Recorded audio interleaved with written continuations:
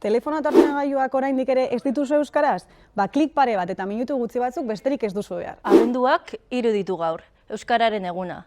Badakizu esparru digitalean ere zenbat baliabide dauden euskaraz egiteko? Adimen artifiziala euskaraz. Bai, galdetu bestela, latxari edo Geminiri. Galdera bat, erantzun bat, euskaraz, zure esku, hortxe duzu. Aspera eginda zaude?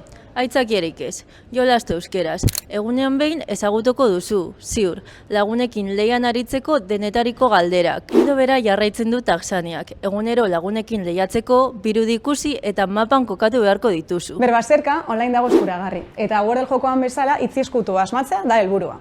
Eta txikientzako zer? Balde batetik hitziki daukagu, hitzak ikasteko. Bestetik kokoiokoa, irudimena pizteko eta antxontegiriaren eskutik hizkuntzarekin jolasean. Jolasen bidez ikasi. Honena, Euskal Eduki sortzaileak, zalantzarik ez. Barrez lehertzeko memeak nahi dituzu zure fidean?